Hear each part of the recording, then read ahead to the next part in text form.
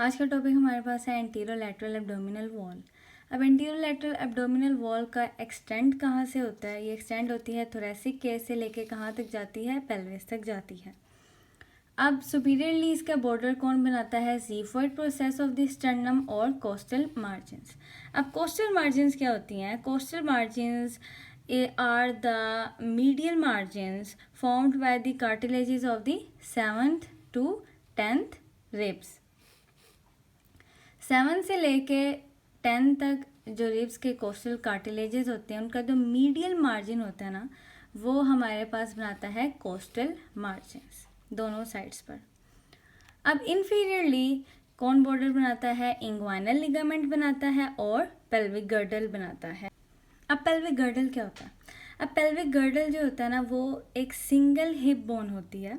Single hip bone जिसको हम coxal bone भी कहते हैं, वो किससे मिलके बनती है? 3 बोन से मिलके बनती है, इलियम, इस्चियम और प्यूबिस।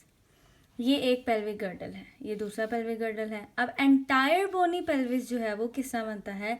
वो 2 हिप बोन से बनता है, सैक्रम से बनता है और कॉकेक्स से बनता है। ये हमारे पास है इंग्वाइनल लिगामेंट, यहाँ पर है प्यूबिक ट्यूबरकल और यहाँ पर है एंटीरियर सुपीरियर ईलिक स्पाइन। यहाँ पर अटैच हमारे पास है इंग्वाइनल लिगामेंट दोनों साइड्स पर। अब एंटीरोलैटरल एब्डोमिनल वॉल की लेयर्स पर आ जाएं तो 7 लेयर्स होती हैं। सबसे पहले हमारे पास होता है स्किन, फिर हमारे पास होता है सबक्यूटेनियस टिश्यू और सुपरफिशियल फैशिया। उसके बाद हमारे पास होता है डीप फैशिया। फिर आगे से हमारे पास आ जाते हैं muscles of anterolateral abdominal wall. फिर आ जाता है हमारे पास ट्रांसवर्सैलिस फैशिया, एक्स्ट्रा पेरिटोनियल फैट और पैराइटल पेरिटोनियम। अब सबक्यूटेनियस टिश्यू की अगर हम बात करें तो इसको हम कहते हैं सुपरफिशियल फैशिया। सुपरफिशियल फैशिया आगे से 2 लेयर्स में आ जाता है, डिवाइड हो जाता है, सुपरफिशियल फैटी लेयर और डीपर मेम्ब्रेनस लेयर।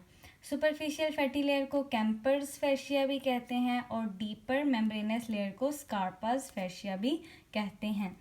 अब muscles of anterolateral abdominal wall की बात की जाए तो 2 तरह के मसल्स होते हैं। एक हमारे पास होते हैं फ्लैट मसल्स और दूसरे होते हैं हमारे पास वर्टिकल मसल्स। फ्लैट मसल्स में 3 मसल्स आते हैं, external oblique, internal oblique and transverse abdominis. और वर्टिकल मसल्स में आता है हमारे पास रेक्टस एब्डोमिनिस और पायरामिडालिस। अब हम 7 लेयर्स जो हमने डिस्कस किया हम उनको इस डायग्राम के थ्रू देख लेते हैं। अब सबसे पहले हमारे पास आ रही है स्किन। ये एंटीरोलैटरल एब्डोमिनल वॉल पर गई है, पेनिस पे गई है, स्क्रोटम और उसके बाद पेरिनियल रीजन में चल गई है। उसके बाद सेकंड लेयर हमारे पास है जी कैम्पर्स फैशिया, जिसको हम कहते हैं सुपरफिशियल फैटी लेयर। अब ये येलो कलर में है, ये एंटीरोलैटरल एब्डोमिनल वॉल के ऊपर जो है ये थिक होती है, लेकिन जब ये पेनिस के ऊपर जाती है तो बिल्कुल थिन हो जाती है और ना होने के बराबर हो जाती है। दोबारा से ये स्क्रोटम के ऊपर दोबारा से ये थिक होती है और ये आगे पेरिनियल रीजन में जा रही है। लेकिन जब स्क्रोटम के ऊपर आती है ना सुपरफिशियल फैटी लेयर, तो ये एक स्मूथ मसल बनाती है जिसको हम कहते हैं डार्टस मसल। ये जो ब्राउन कलर में है ये हमारे पास है जी डार्टस मसल, जो किसने बनाया है? सुपरफिशियल फैटी लेयर ने बनाया है। अब जो सुपरफिशियल फैटी लेयर है, कैम्पर्स जो फैशिया है, वो एंटीरोलैटरल एब्डोमिनल वॉल के ऊपर थिक था, फिर पेनिस के ऊपर बिल्कुल ना होने के बराबर हो गया, दोबारा से पेरिनियल रीजन में स्क्रोटम के ऊपर जाके इसने एक मसल बनाया डार्टस मसल और आगे ये पेरिनियल रीजन में जा रहा है। अब जो थर्ड लेयर है ये जो ब्लू कलर में है इसको हम कहते हैं मेम्ब्रेनस लेयर और स्कार्पास फैशिया।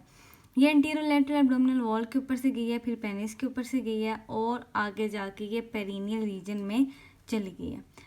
अब ऊपर तो इसका नाम था स्कार्पास फैशिया, लेकिन जैसे ही ये पेरिनियल रीजन में एंटर हुई है इंक्लूडिंग द स्क्रोटम, इसका नाम क्या हो गया? कूलीज फैशिया।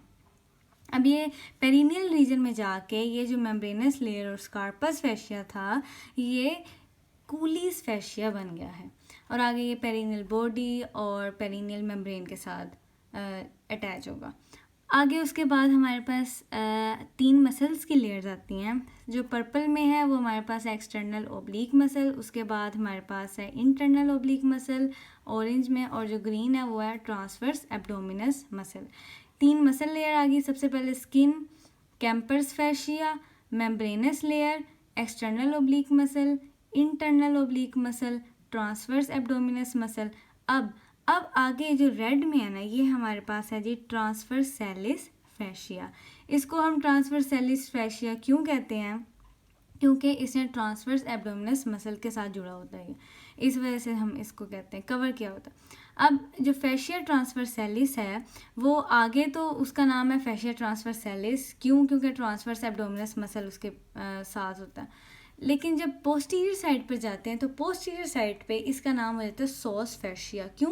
क्योंकि सॉस मेजर मसल जो है वो पोस्टीरियर एब्डोमिनल वॉल में जो है वो पड़ा होता है, तो इस वजह से इसको हम सॉस फैशिया कहते हैं। अब ट्रांसवर्सैलिस फैशिया के बाद एक फैटी लेयर आती है जिसको हम कहते हैं एक्स्ट्रा पेरिटोनियल फैट। ये थिन लेयर है एंटीरियर एब्डोमिनल वॉल में, लेकिन जैसे ही ये पोस्टीरियर एब्डोमिनल वॉल में जाती है तो ये थिक हो जाती है, और इसी का नाम जो एक्स्ट्रा पेरिटोनियल फैट था वो हो जाता है retroperitoneal fat. Extra peritoneal fat कहाँ था? एंटीरियर एब्डोमिनल वॉल पर, लेकिन जब पोस्टीरियर एब्डोमिनल वॉल पे गए तो इसका नाम हो गया रेट्रोपेरिटोनियल फैट। अच्छा, अब एक्स्ट्रा पेरिटोनियल फैट के बाद हमारे पास single layer of epithelial cells आ जाते हैं जो क्या बनाते हैं? Parietal peritoneum. अब ये जो पैराइटल पेरिटोनियम जो है, पैराइटल पेरिटोनियम और ट्रांसवर्सैलिस फैशिया को कौन सेपरेट करता है? Extra peritoneal fat. Extra peritoneal fat fascia transversalis को और पैराइटल पेरिटोनियम को सेपरेट करती है एक दूसरे से। अब जो पैराइटल पेरिटोनियम जब बन गया उसके अंदर हमारे पास पेरिटोनियल कैविटी होती है जहाँ पर फ्लूइड प्रेजेंट होता है। इन्हीं 7 लेयर्स को एक दूसरी डायग्राम से हम देख रहे हैं जो कि एक हॉरिजेंटल कट सेक्शन है। मतलब कि अगर हमने एक ये बंदा यूँ लिटाया तो हमने उसको यूँ बीच में से काटा है, हमने हॉरिजेंटली काटा है और हम उसको सामने से देख रहे हैं। तो ये हमारे पास क्या है? ये हमारे पास है जी गैस्ट्रो इंटेस्टाइनल कैविटी है। ये हमारे पास सारी गैस्ट्रो इंटेस्टाइनल कैविटी है।